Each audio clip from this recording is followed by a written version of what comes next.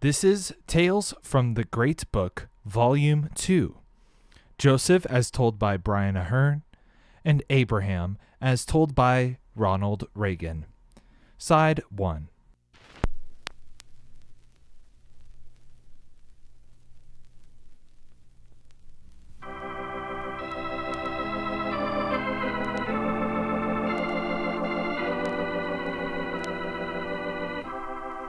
One of the great followers of the Lord was a man named Jacob, who was to be the father of Joseph. Because Jacob always did as the Lord told him and made offerings to him, he was blessed. And God came to him and said that his name would be Jacob no longer, but Israel, a name that would be revered down through the centuries. And God said to him, I am God Almighty. Be fruitful and multiply. A nation and a company of nations shall spring from you. The land which I gave Abraham and Isaac, I will give to you, and I will give the land to your descendants after you. And this was the beginning of the tribe of Israel, the people who were chosen by the Lord, for Israel was fruitful and had 12 sons. Of all these, Israel loved Joseph the most, for Joseph was the son of his old age. Because of his love for Joseph, the father made a fine robe for him with long sleeves and many colors. His brothers saw this proof of Israel's love for Joseph, and they hated him because of the jealousy they felt, and they could not be friendly with him. Now Joseph had a dream, and it was such a strange dream that he decided to tell his brothers. He said to them, Hear this dream that I have dreamed. Behold, we were binding sheaves in the field, and lo, my sheaf arose and stood upright, and behold, your sheaves gathered around and bowed down to my sheaf. Now Joseph's brothers were sure that Joseph's dream meant that they were to bow down to him, and they hated him all the more. And then he dreamed another dream, and he went to his brothers and said, Behold, I have dreamed another dream, and behold, the sun, the moon, and 11 stars were bowing down to me.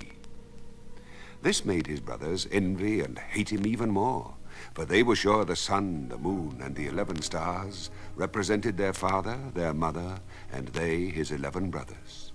And they were exceedingly jealous of him, with a jealousy that made them hate him.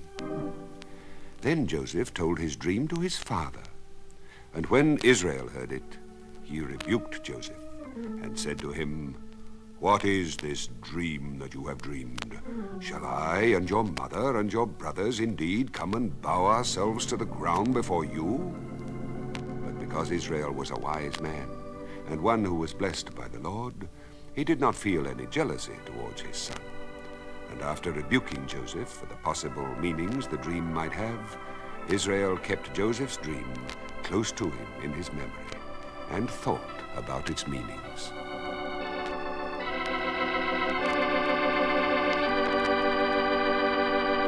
One day, when his sons were pasturing their flocks at a far place, Israel sent Joseph to find his brothers and bring word of how they fared. In the fields, Joseph met a man who told him that the sons of Israel had gone to Dothan with their flocks. And Joseph went after them, and they saw him approaching across the plain. And before he came near them, they plotted against him and said, Here comes the dreamer of dreams. Come now, let us kill him and throw him into one of the pits. Then we shall say that a wild beast has devoured him, and we shall see what becomes of his dreams. But one of the brothers, Reuben by name, said to them, Let us not take his life.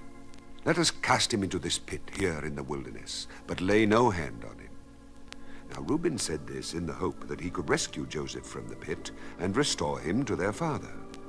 And so when Joseph came to his brothers, they seized him and stripped him of his long-sleeved robe of many colors, and they cast him into an empty pit. And then they sat down to eat. And looking up, they saw a caravan of Ishmaelites coming from Gilead with balm and spices and gum on their way to Egypt.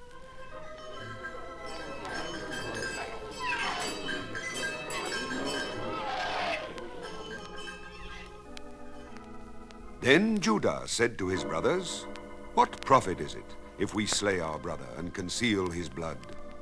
Come, let us sell him to the Ishmaelites, and let not our hand be upon him, for he is our brother and our flesh." And so the brothers took Joseph from the pit and sold him for 20 shekels of silver, and the traders took him with them down into Egypt. Reuben did not know this, for he had gone away. But later Reuben returned to the camp and found that Joseph was not in the pit. And he wept and found his brothers and said, "The lad is gone, and where shall I go?" To hide their deed, the brothers killed a goat and dipped Joseph's robe into the blood and brought the robe to their father and said, "This we have found.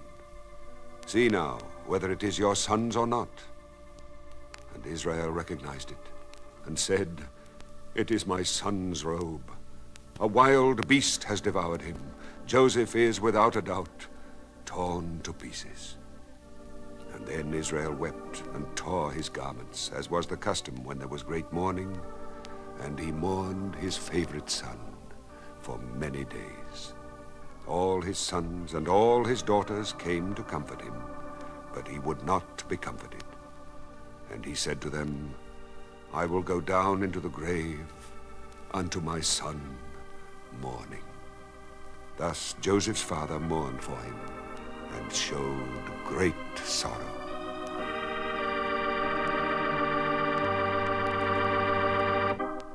After his brothers sold him into slavery, Joseph was taken into Egypt and was purchased from the Ishmaelites by Potiphar, the captain of the king's guard.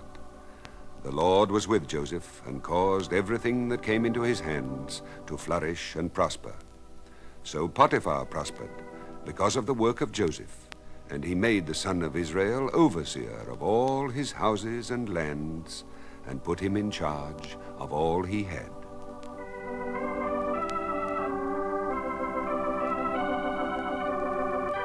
All went well with Joseph for a time, because everything that he did was blessed by the Lord. But Joseph was a handsome man, and the wife of Potiphar, seeing him every day, fell in love with him, and asked him to make love to her.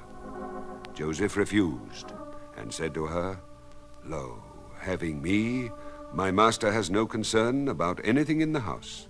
He has put everything that he has in my charge. He is not greater in this house than I am, nor has he kept back anything from me except yourself.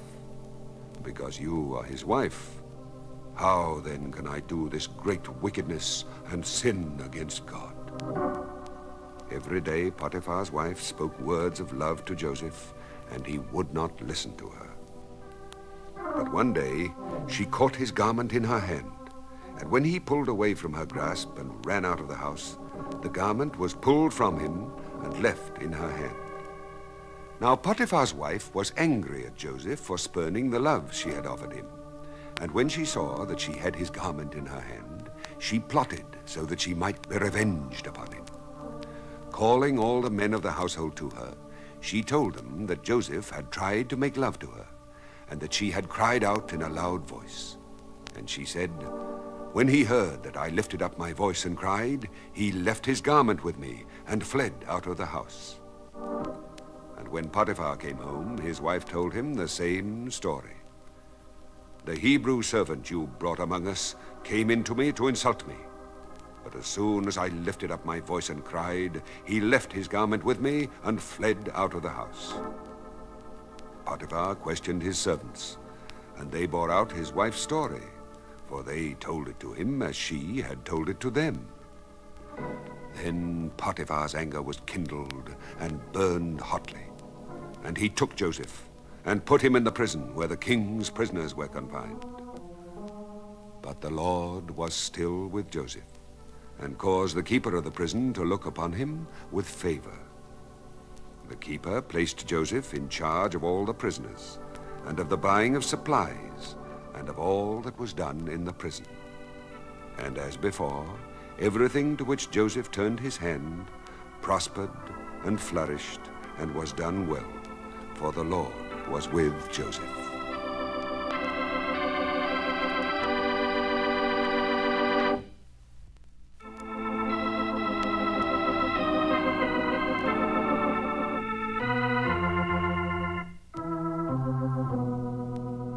There came a time when the chief butler and the chief baker of Pharaoh, the king of Egypt, offended him, and the king ordered them placed in prison.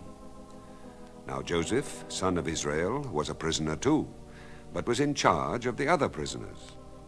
One morning when he came into the king's men, he saw that they were downcast, and he asked why. They said that they had dreamed strange dreams, and had no one to interpret them. And Joseph said to them, "Do not interpretations belong to God? Tell them to me, I pray you." The chief butler told his dream to Joseph, and was told that in 3 days Pharaoh would lift up his head and restore him to office. And he asked the men to remember him and to help get him out of prison. To the baker, he said, the dream meant that in 3 days Pharaoh also would lift up his head, away from his body, for his fate was to be hanged. And it came to be as Joseph predicted. The baker was hanged, and the butler was returned to the palace. But the butler did nothing to help Joseph get out of prison. Joseph stayed in the prison for 2 years. And then Pharaoh dreamed a strange dream, and there was none who could interpret it. Then the butler remembered Joseph, and told Pharaoh how Joseph had interpreted his dream, and the baker's dream, and how all had happened as he predicted. So Pharaoh sent for Joseph, and they brought him from the prison to the throne room of the king of Egypt.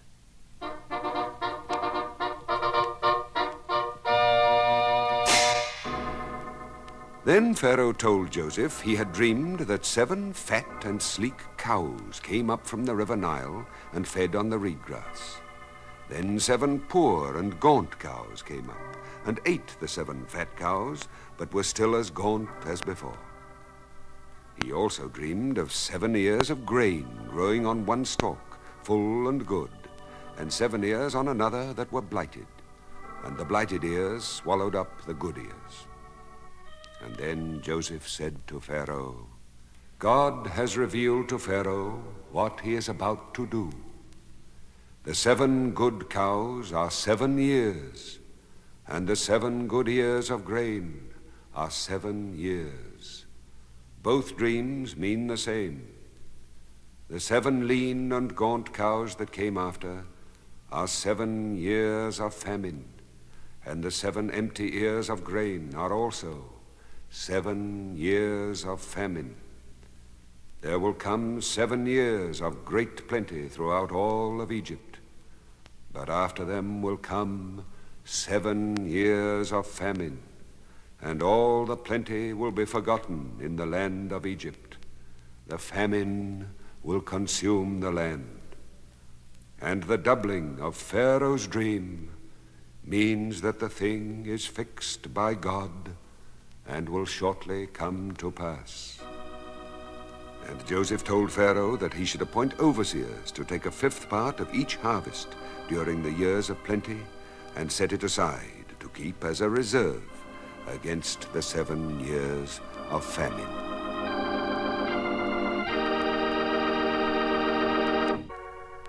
After Joseph had interpreted Pharaoh's dream as foretelling 7 years of plenty and 7 years of famine in the land of Egypt, he suggested that a wise and discreet man be put over all of Egypt to direct the storing of grains during the lean years.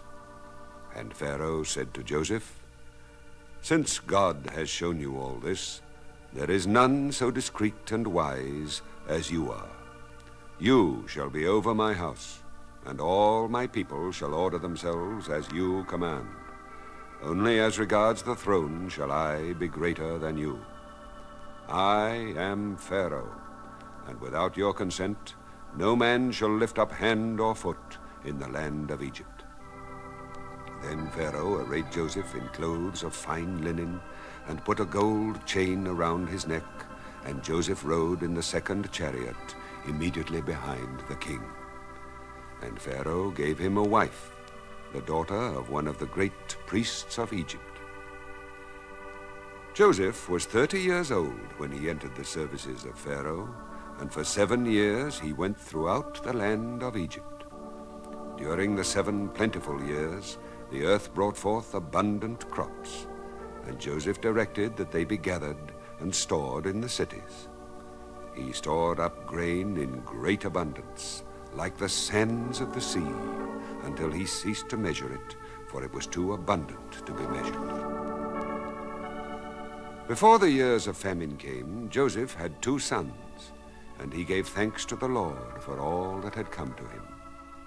And in his prayers to the Lord he said, God has made me forget all my hardship and all my father's house, and God has made me fruitful in the land of my affliction. The 7 years of plenty in the land of Egypt came to an end, and the 7 years of famine began, just as Joseph had predicted. There was famine in all other lands, but in the land of Egypt there was grain for bread. When all the people in Egypt began to grow hungry because there were no grains in the fields, they came to Pharaoh and cried for bread. And Pharaoh said to the Egyptians, Go to Joseph, and what he says to you, do. And so, when the famine had spread all over the land, Joseph opened all of the storehouses in the cities and sold grain to the Egyptians. They came from all Egypt, for the famine was severe throughout the length and breadth of the land. And before the 7 years of famine were over, people from all the earth came to Egypt to buy grain, because famine raged all over the earth, and only in Egypt had grain been set aside and stored for use during the lean years.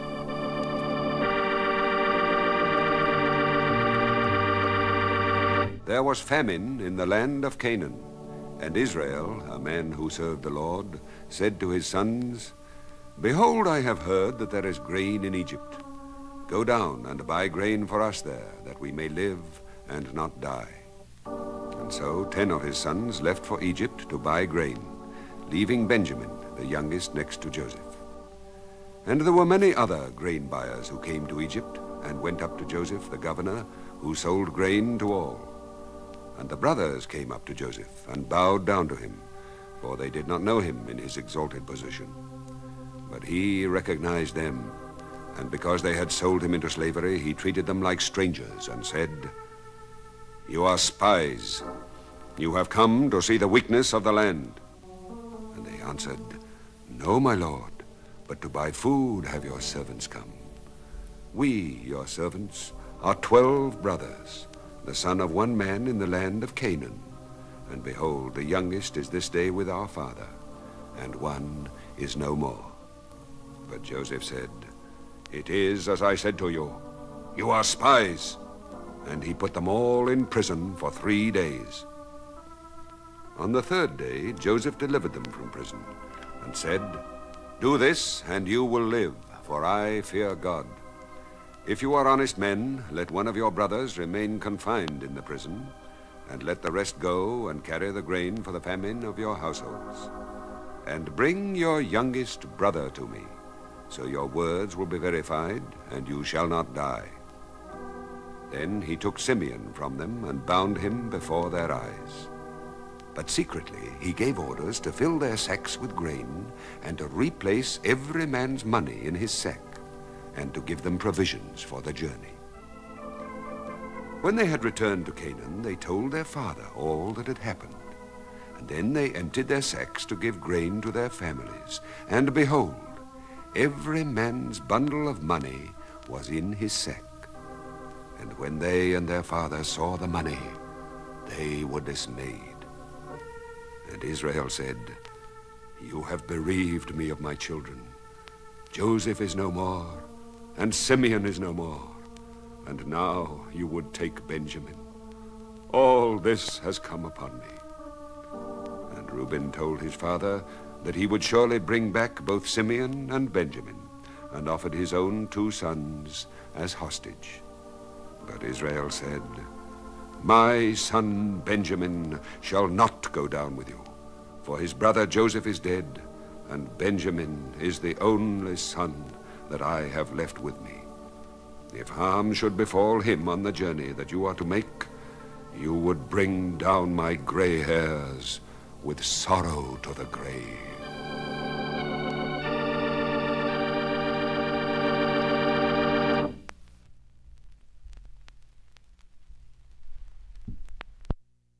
Side 2.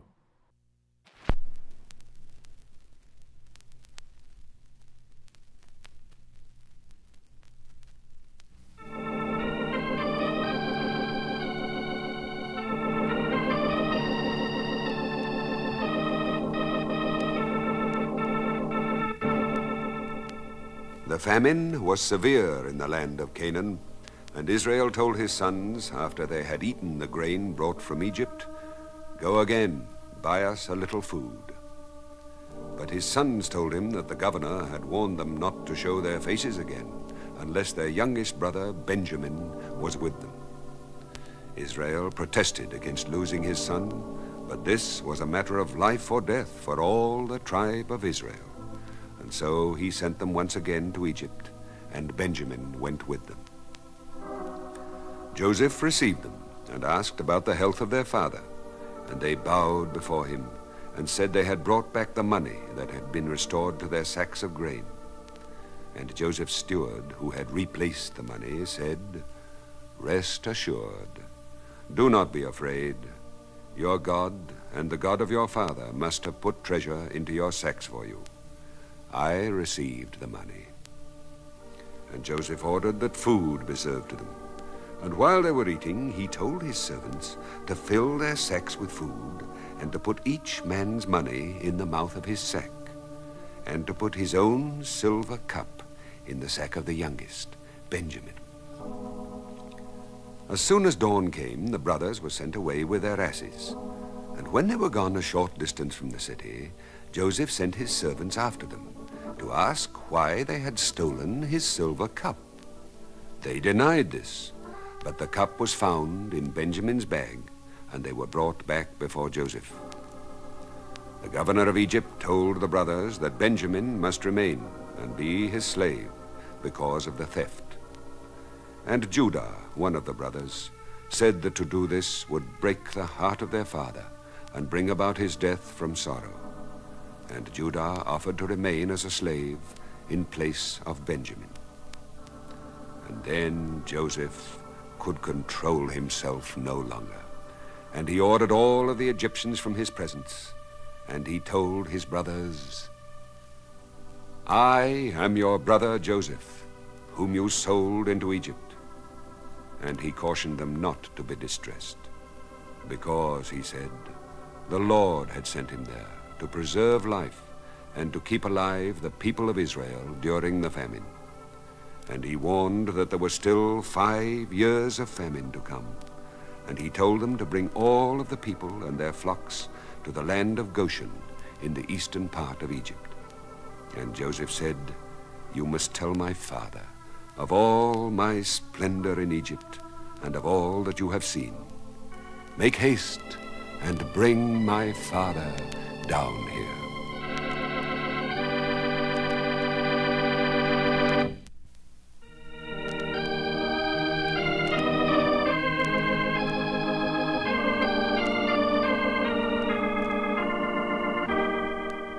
After Joseph had welcomed his brothers back from Canaan, the word of their coming was taken to Pharaoh, the king of Egypt. And the king told Joseph he would give the best land in Egypt to the family of the man who had served him and his land so well in a time of crisis.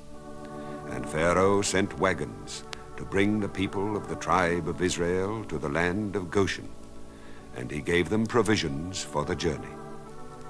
They returned to their father, who fainted at the news that his beloved son Joseph was still alive.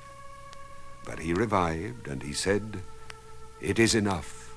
I will go and see him before I die." And then Israel offered prayers and sacrifices to the Lord. And God came to him in a vision and said, "I am God, the God of your father. Do not be afraid to go down to Egypt, for I will be there to make of you a great nation. I will go down with you to Egypt, and I will also bring you up again. And Joseph's hand shall close your eyes.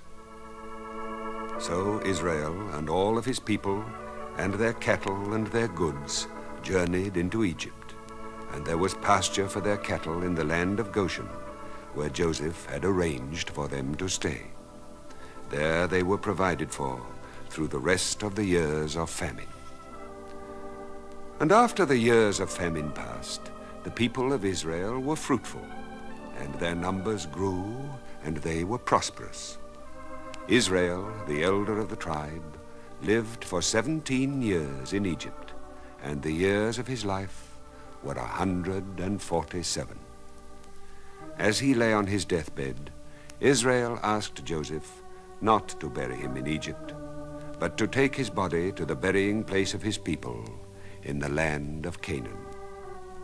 And so Israel died, and Joseph and his brothers mourned, and Israel was embalmed by the Egyptian physicians, so that his body could be buried in Canaan.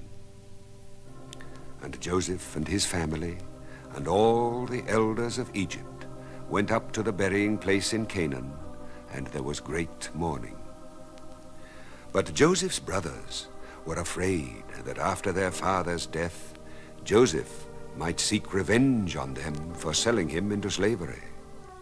And so Joseph reassured them and said, "Fear not, for am I in the place of God? As for you, you meant evil to me, but God meant it for good, to bring about that many people should be kept alive as they are today. So do not fear. I will provide for you and for your little ones." And before he died, Joseph said to the people of Israel, "God will visit you, and you shall carry my bones from here back to the land of my father."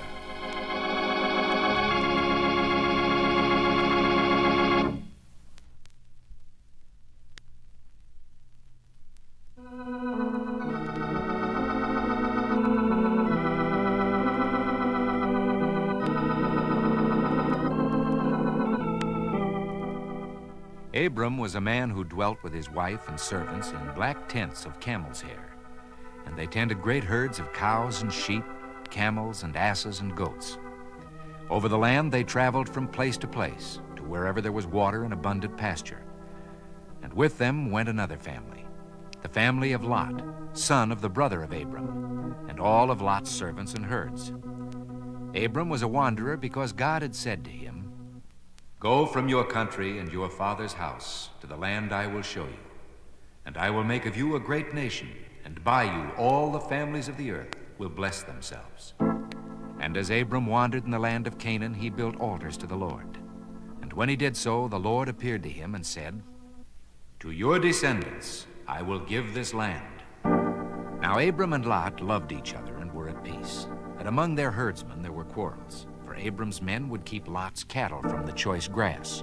And when Lot's men found a spring, they would not let Abram's flocks drink. So there was constant strife between them. And Abram said to Lot, "Let not there be strife between you and me. Is not the whole land before you? Separate yourself from me." So Lot saw the valley of the Jordan, well watered and green, and moved his tent and flocks down to Sodom, where men were sinners against the Lord and lived only for pleasure. Abram continued to dwell in the land of Canaan, and the Lord came to him and said, "All the land which you see I will give to you and your descendants forever. Arise, walk through the length and breadth of the land, for I will give it to you." And so Abram prospered, and his flocks grew, and he came to own much silver and gold. But in one thing Abram was sad. His wife had no children, and he had no son. But the Lord came to him again and said, "Behold, my covenant is with you, and you shall be the father of a multitude of nations. No longer shall your name be Abram, but your name shall be Abraham. For I have made you the father of a multitude of nations. And as for Sarai your wife, you shall not call her name Sarai, but Sarah shall be her name. I will bless her, and moreover, I will give you a son by her. Then Abraham fell on his face and said to himself, Shall a child be born to me, a man who is 100 years old? Shall Sarah, who is 90 years old, bear a child? And God heard him and said, Sarah your wife shall bear you a son, and you shall call his name Isaac. I will establish my covenant with Isaac, whom Sarah shall bear to you at this season next year.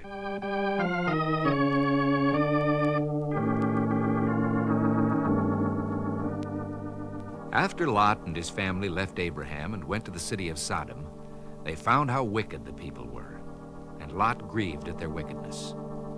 The Lord knew of this and sent 2 angels down to visit the cities of Sodom and Gomorrah. The angels came to the gates of Sodom in the evening, and they looked as ordinary travelers looked. Lot saw them and offered them food to eat and a place to sleep in his house. When they came to his house, he made them a feast. But before they could lie down to sleep, the men of Sodom, old and young, to the last man, surrounded the house.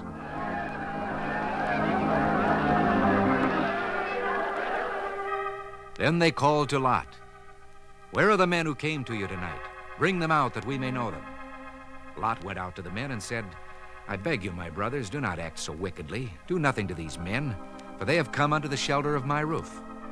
But the men said, Stand back.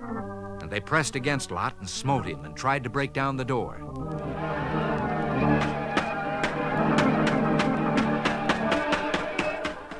But the 2 angels in the house seized Lot and brought him in with them and shut the door. And they struck blind the men who were outside. When morning dawned, the angels urged Lot, saying, Arise, take your wife and your 2 daughters who are here, lest they be consumed in the punishment of the city. For the Lord has sent us to destroy this place. The angels took Lot and his family from the city and said, Flee for your life. Do not look back or stop anywhere in the valley. Flee to the hills, lest you be consumed.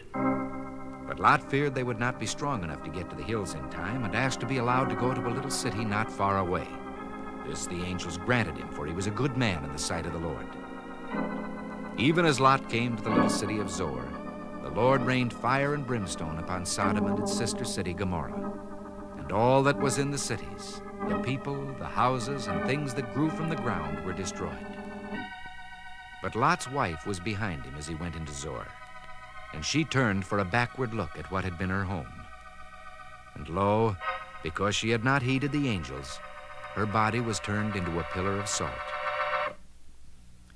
Abraham went early one morning to the place where he had stood before the Lord, and he looked down at the land in the valley, toward Sodom and Gomorrah, and he saw that the smoke of this land of the wicked went up like the smoke of a furnace.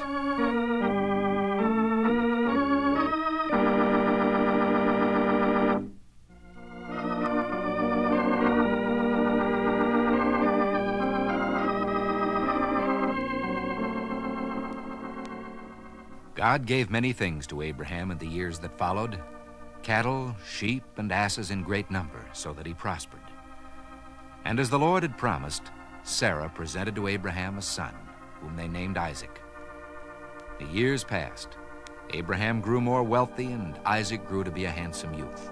He was the apple of his father's eye. Then the Lord decided to test Abraham and called to him. Abraham answered, and the Lord said, Take your son, your only son Isaac, whom you love, and go to the land of Moriah, and offer him there as a burnt offering upon one of the mountains of which I shall tell you. So Abraham rose early in the morning with a heart filled with dread and hope. He had 2 young men saddle his ass and took them with him, along with his son Isaac. On the way to the place of sacrifice, they cut wood to burn the offering. When Abraham spied the place from a distance, he told the men to wait for them. To Isaac he gave the wood to carry and set off with fire and a knife in his hands. And Isaac said, Behold the fire and the wood, but where is the lamb for the burnt offering? Abraham answered, God will provide himself with the lamb for the burnt offering. When they came to the place of which God had told him, Abraham built an altar and laid the wood in order. Then he bound his son with rope and laid him upon the altar. Taking forth his knife, he held it over his son. But the angel of the Lord called him from heaven and said, "Do not lay your hand upon the boy, nor do anything to him. For now I know that you fear God, seeing you have not withheld your son, your only son, from me." Then Abraham lifted his eyes, and behold, he saw a ram caught in the thicket by his horns. He caught the ram and offered it up as a burnt offering instead of his son. So Abraham called the place Jehovah-Jireh, which means, "The Lord will provide." The angel of the Lord called again from heaven and said, "The Lord has said, because you have done this and have not withheld your son, your only son, I will indeed bless you, and I will multiply your descendants as the stars of heaven and as the sand which is on the seashore. And by your descendants shall all the nations of the earth bless themselves, because you have obeyed my voice." So Abraham and his son Isaac rejoiced in their destiny, and they returned again to Beersheba, where the tribe of Abraham lived.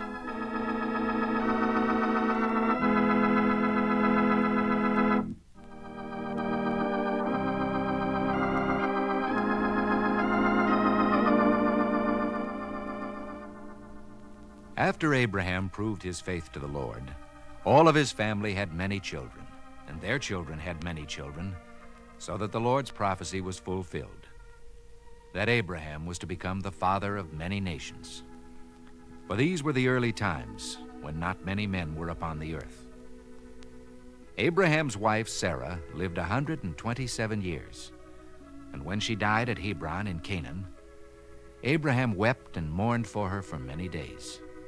Then he went to the council of Hittites, the people who ruled the land where they were living, and said to their leaders, "I am a stranger and a sojourner among you. Give me property among you for a burying place, that I may bury my dead."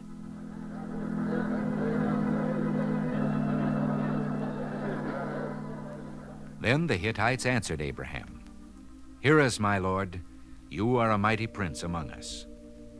Bury your dead in the choicest of our sepulchres. None of us will keep you from his sepulchre, nor hinder you from burying your dead." Then Abraham said to the Hittites, the people of the land, "Entreat for me Ephron, the son of Zohar, that he may give me the cave that he owns. It is at the end of his field. I will pay the full price. In your presence, let him give it to me as a possession for a burying ground." Abraham asked this because he could not consider burying his dead among the dead in tombs of a heathen people who did not believe in the Lord, his God. Ephron sat among the Hittites, and he said, "I give you the field, and I give you the cave that is in it. Bury your dead." But Abraham refused to accept the field and the cave as a gift, and he said, "I will give the price of the field. Accept it from me, that I may bury my dead there." Ephron answered that a field and a cave worth 400 shekels of silver were not worth bargaining over. But Abraham insisted he must pay for the land that was to be the burying place for Sarah and for others who would follow her. And he weighed out the amount of silver named according to the measures for it current among the merchants. So the whole area of the field and the cave was given over to Abraham, and he buried Sarah in the cave. After this, Abraham took another wife, and to him were born many more sons, fulfilling the promise of the Lord that he should be the father of many nations. Abraham reached the full age of 175 years. Then he breathed his last. And Isaac and Abraham's other sons laid him to rest in the cave in the burying place he had bought, beside Sarah, his wife. Thus, Abraham ended his service to the Lord.